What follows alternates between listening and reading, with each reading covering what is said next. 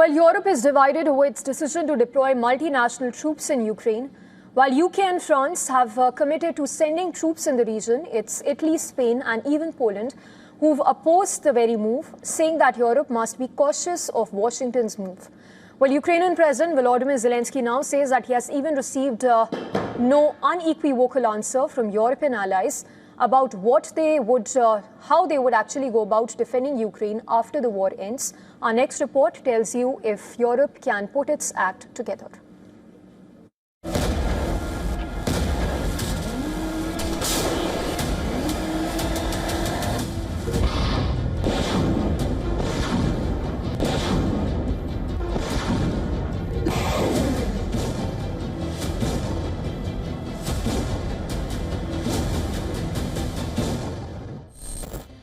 The battlefield is heating up on the front lines. Russian troops are pummeling Ukraine with their relentless strikes.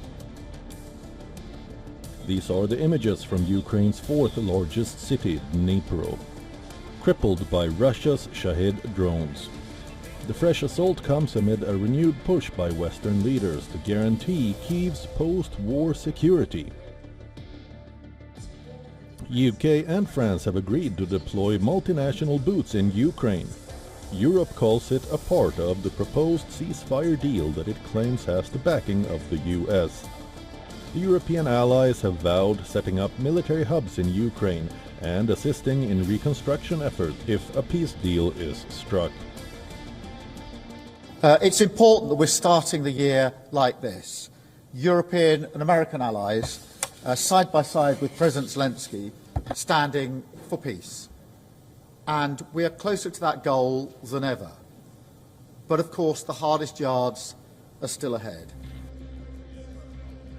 Europe is divided. By September 2025, 26 countries had formally pledged to deploy troops or provide other military assistance. But pledges have outpaced action. Poland, Spain and Italy have declined to contribute ground forces. Germany, on the other hand, has left the door open, but made participation only after parliamentary approval and US involvement. Finland and Estonia have raised concerns that deployments will dilute their own border defenses.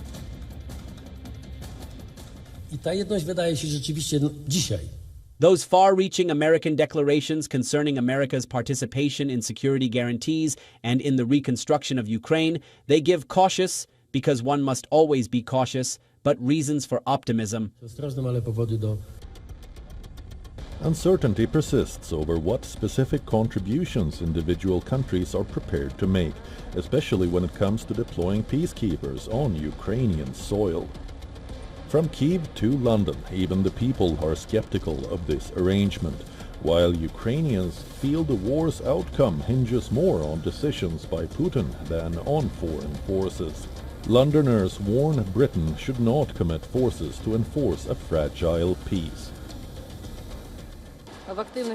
I don't think that the European Union troops will take part in active hostilities. Rather, it will be behind the front line.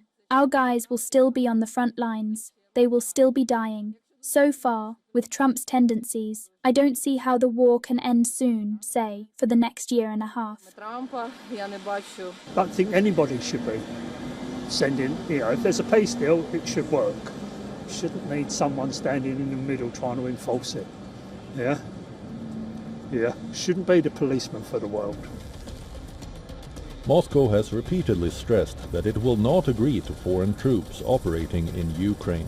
President Vladimir Putin asserts that any Western troops in Ukraine will be considered legitimate targets.